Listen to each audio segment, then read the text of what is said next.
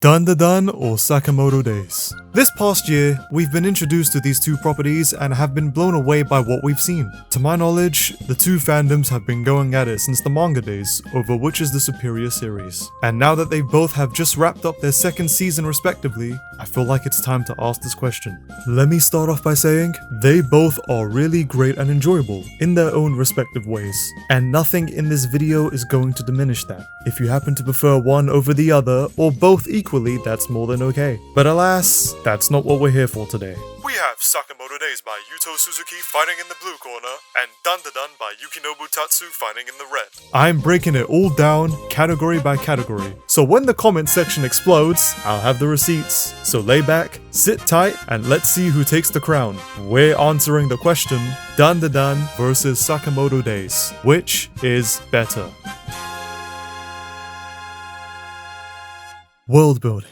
Now, based on what we've seen so far, this is something that can easily change as more is adapted. Therefore, to rate on what we've seen thus far from both, I must say that they both are two vastly different yet unique worlds. Sakamoto's has a more realistic setting for modern day Japan with well-established assassin organizations and their impact and interactions with the protagonist and vice versa, whereas Dandadan seamlessly blends realism and the spiritual and cosmic horrors, going back and forth between them, also taking place in a modern day setting. One is somewhat supernatural, whilst the other is entirely fantastical, and that in itself is a strength. They both offer two completely different experiences, which give more to the viewers, as well as giving us a brief understanding of how their respective worlds work. That said, there can only be one winner, and my vote goes to Sakamoto Days this time around. I believe of the two, it displays and introduces its world in impressive fashion, whereas Dandadan, as of now at least, feels a little more grounded. Whilst you may argue being introduced to different alien species and ghouls adds a layer to their world building, how the world in Sakamoto Days portrays the hidden details of the crime underworld and the conflict between various organizations and the world built around Sakamoto's former legacy and how it's changed since he retired, which to me feels more expansive. To put it simply, Sakamoto Days focuses on the conflict and power struggle between those of assassins and hitmen, whereas Dandadan embraces a much grander cosmic scale beings from other worlds. As stated earlier, this could very well change in the future, and Dandadan could surprise me, but for now, Sakamoto Days is the clear winner in this department. Main cast. I want to start by saying that both of the characters introduced in both properties are very unique in their own ways. One has a group of skilled assassins that feels more grounded, whilst the other are supernaturals with incredibly quirky personalities. There are characters I really love and enjoy from both additionally. I've even felt invested in a lot of them. However, if I had to go with one, which I prefer more, it's going to have to be Dandadan's main cast, and there are reasons as to why. Firstly, the characters in Sakamoto Days are great. They are. I love how the various assassins we've seen are not black and white. They have motive and reasoning for being what they are, through their backstories, which adds a deeper layer to a lot of them. They additionally present a lot of dark humor by their use of dialogue and actions. Sakamoto was once a feared assassin, now a retired store owner who gave up his past for his family. Shin was once the apprentice to Sakamoto, who he deeply looks up to. The first episode does a good job introducing and establishing these two characters, which is great, but it also presents a problem.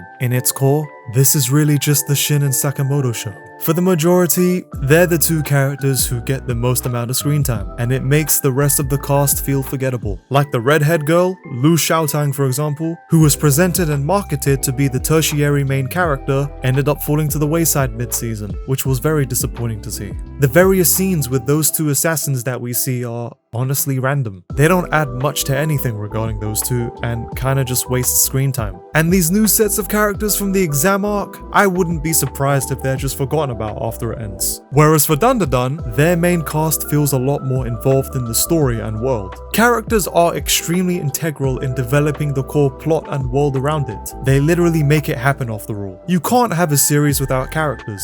And a huge majority, Ira, Gigi, Turbo Granny, Psycho, Mantis Shrimp at times, have impeccable chemistry and aids our two main characters, Okarun and Momo, extremely well. Their presence just never forgettable. Additionally, they are all each in their own ways brimmed with personality. There have been countless times where I've been laughing out loud, dying over their dynamics and quips. It feels authentic and not forced at all. Even the final two main characters introduced in this past season are gonna stick with me, purely with moments like these.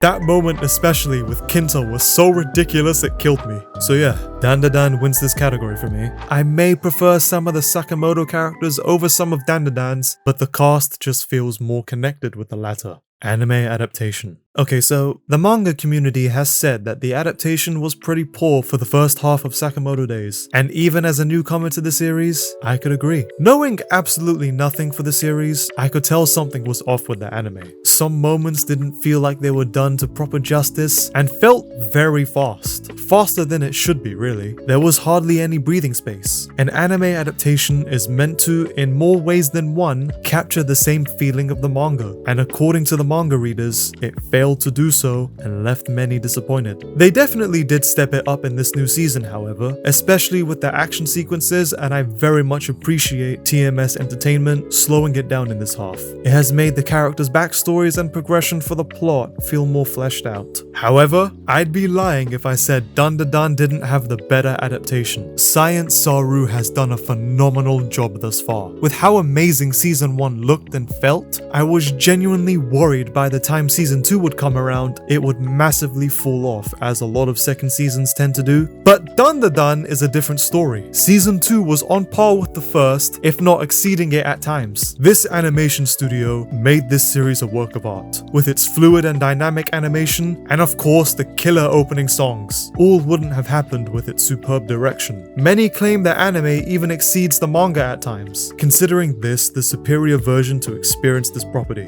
There is a reason why so many tuned in to watch it, and why so many called it anime of the year. I do enjoy watching Sakamoto Days, however Dandadan clearly has more love poured into it, thus making it the superior adaptation. Fights. This one may have mixed reactions. Obviously, this had to be mentioned, they are both battle shonen properties, and if either fails in that regard, it basically should be a slice of life series. Both display fights in different manners. Dandadan's action is more imaginative, bizarre, and incredibly creative to the point anything could make sense, and Sakamoto's is more detailed. This category is merely a matter of preference. But judging on all of the fights we've seen from both thus far, I must say there are more stakes and more emotional weight and build-up to the fights in Sakamoto Days. A lot of the Dandadan fights consists of either introducing a new power-up for the main squad or a new alien race. The one fight that remotely had any emotional weight to it was probably the first fight with Evil Eye after finding out his backstory. Whereas in Sakamoto Days, a majority of the fights have meaning and make us feel more invested,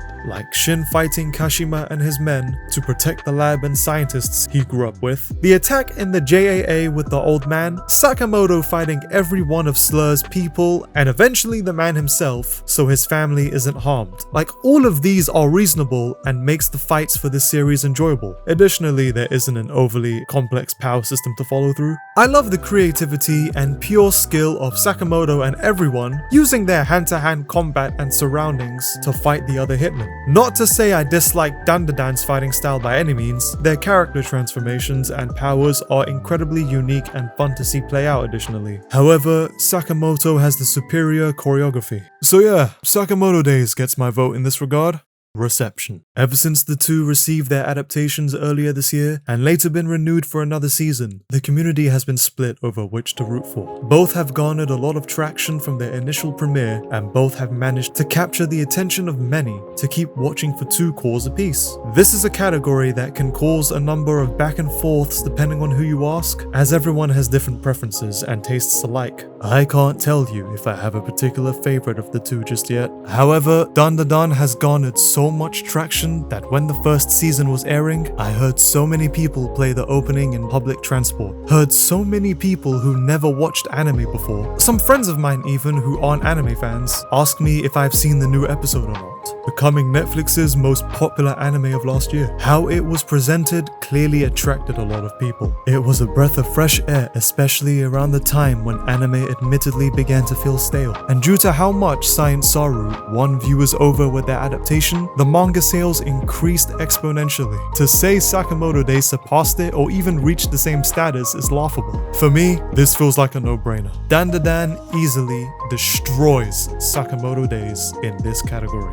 So Dandadan takes the crown, at least for now. This is something that could change later down the line, as these two properties are massive hits in the anime and manga industry. However, let's be real, both of these series are just getting started, and the next big arc from either could flip everything on its head. If anything, the fact that Sakamoto Days and Dandadan are even being compared shows just how much they're shaking up the anime and manga world right now. They should be seen as a reminder of how brilliant both of these series are, and how they both could potentially bring new spark for the anime medium. If there are any series to bring in a new wave, I believe it will be Dandadan and Sakamoto Days. Now, I know some of you will have things to say about this, so hit the comments and let me know your thoughts, and which series do you prefer? Did I totally miss the mark, or are you with me? I'll be reading and replying to everyone. And if you thought this was bad, you need to check my One Piece versus Attack on Titan debate I made last year. Trust me, this is tame compared to that. Click right here to see why people were writing literal essays arguing with me.